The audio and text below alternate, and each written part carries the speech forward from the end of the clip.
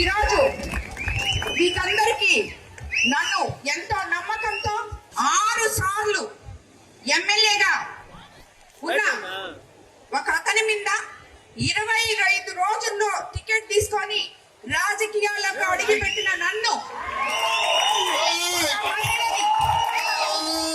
ఒక మహిళని మీరు 55,000 ఓట్ల మెజారిటీతో గెలిపించి ఇక్కడ నుంచి అంతకు ముందున్న వాళ్ళని తరిమి కొట్టడం జరిగింది. ఇక్కడ ఇంతమంది మహిళా మనులు ఉన్నారు. ఈ రోజు వైసీపీ నాయకులు మహిళలకి విలువ లేకుండా ఇష్టం వచ్చినట్టు వాళ్ళ ఆత్మవిశ్వాసం మీద దెబ్బ కొట్టేలాగా మాట్లాడుతున్నారు. నిన్న చూసాం మనం హోంమంత్రి అనిత గారి మీద గుడివాడ అమర్నాథ్ మాజీ మంత్రి గారు ఏం మాట్లాడారు. ఆయనకి నేను ఆల్రెడీ కౌంటర్ ఇచ్చాను. ఇలా మాట్లాడడం తగదు. మా నియోజకవర్గంలో కూడా ఒకడున్నాడు ఇట్లాగా మాట్లాడేవాడు.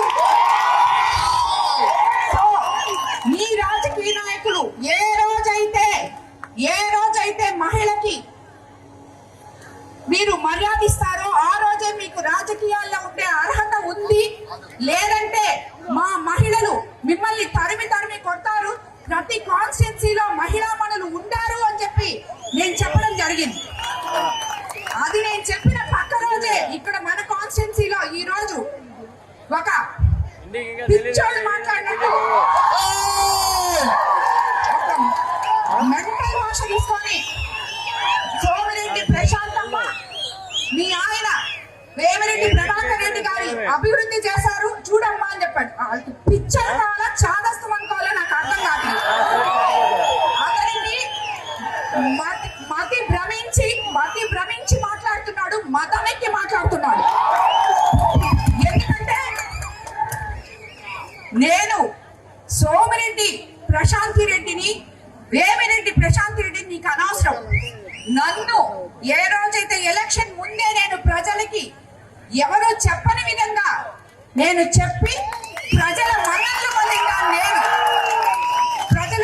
పొందాను. నేను నల్లపరెడ్డి ప్రసన్నని అని చెప్పి నువ్వు చెప్పే ప్రసన్న నిన్ను తరిం కొట్టారు. అది చూసుకోవద్దు. ఎవరైతే ఏంటి ప్రజలకి సేవ చేయడానికి నేను 2 కుటుంబాలకి గౌరవం తెచ్చిన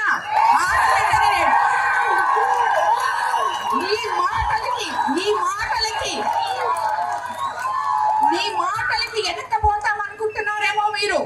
పదే చెప్తున్నా, ఇలా మాట్లాడితే వెనకడికి వేసేది లేదు, నిన్ను వదిలిపెట్టేది లేదు.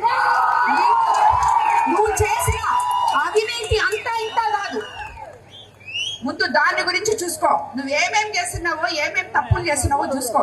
నేను అది చేశాను ఇది చేశాను ఏం చేసావు? నువ్వు చేసినప్పుడల్లా ప్రతి దాంట్లో నీ కమిషన్ల కోసం చేసావు. నువ్వు ఏ పని చేసినా దాంట్లో నీకు వాటా ఉండాలి. ఇంతెందుకు, ఇప్పుడు పంచేలో అక్కడ వాటర్ ప్లాంట్ ఉంది ఆల్రెడీ. ఆడ 4 ఇళ్ళు ఉన్నాయి. ఆ ఇళ్ళ దగ్గర వాటర్ ప్లాంట్ అవసరం లేదు. ఎవరో ఒక ఎంపీని కాకబట్టి 7 లక్షలు తెచ్చాడు అక్కడ వాటర్ ప్లాంట్ పెట్టడానికి. అది అసలు అవసరం లేదు అక్కడ. ఎందుకు? ఆ వాటర్ ప్లాంట్ అతనికి ఇచ్చేసి అతని దగ్గర డబ్బులు నువ్వు తీసుకోవడానికి. ఇది నువ్వు చేసే పని. ఈ రోజు నీ దగ్గర ఉన్న ప్రతి నాయకుడు నా దగ్గరకు వచ్చి చెప్తున్నారు, అమ్మా నువ్వు ఎప్పుడు మమ్మల్ని చేర్చుకుంటావు?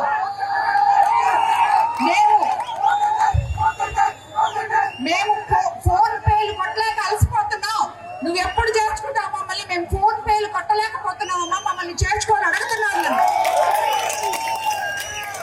ఇన్ని నీ వెనకాల పెట్టుకొని నీకు ఎక్కడ హక్కు ఉంది మహిళల గురించి మాట్లాడడానికి? ఏమైనా బుద్ధుందా? ఒకసారి చెప్పాను అర్థం కాదా?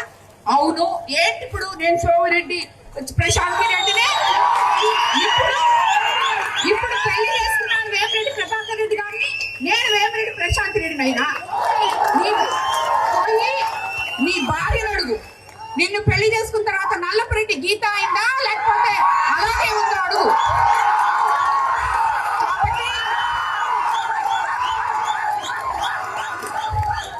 ఇలాంటి చాతావాతాగాని రాజకీయాలు ఇక్కడ చేయొద్దు.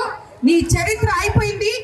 ప్రసన్నానికి ఇప్పుడే చెప్తున్నా, మళ్ళీ నిన్ను ఈ కోవూరు మహిళలు తరిమి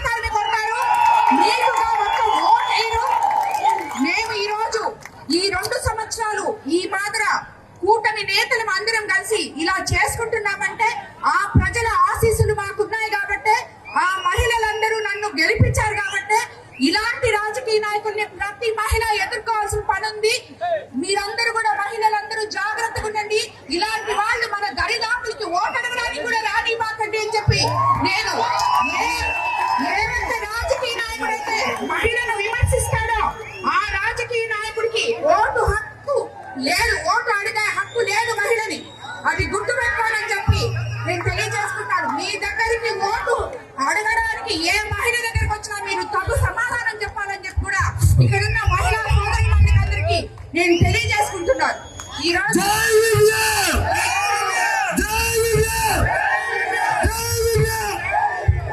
మనము ఎంత గమ్మగుండాలన్నా మనల్ని రెచ్చగొట్టి ఇలా మాట్లాడే వీళ్ళందరి గురించి మనం పట్టించుకోవాల్సిన అవసరం లేదు. వీళ్ళని గురించి అసలు వాళ్ళ ఒక మనుషులుగా మనం లెక్క కూడా ఇవ్వలేదు.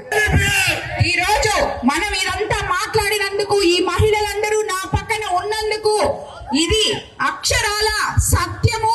అతను మళ్ళీ ఇంకా ఎమ్మెల్యే, మాజీ ఎమ్మెల్యేగానే జీవితాంతం మిగిలిపోవాల్సిందే అనే దానికి ఆ భగవంతుడు ఆశీస్సులే ఈ వర్షమే కారణమని చెప్పి నేను తెలియజేసుకుంటున్నాను.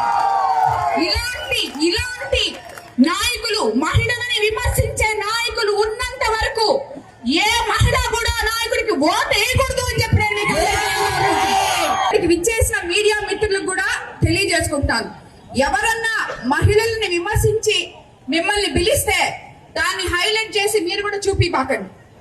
అది గుర్తుపెట్టుకోండి. మీడియా మిత్రులు కూడా ఎవరైనా కూడా మహిళల్ని విమర్శిస్తూ మిమ్మల్ని పిలిచి ప్రెస్ మీట్లు పెడితే, ఈ రోజు ఆయన ప్రెస్ స్టేషన్ లో మైక్ ఇసిరేస్తున్నాడు, ఆ మాత్రం మీరు కూడా మైకులు అక్కడ ఇసిరేసేసి వచ్చేయండి.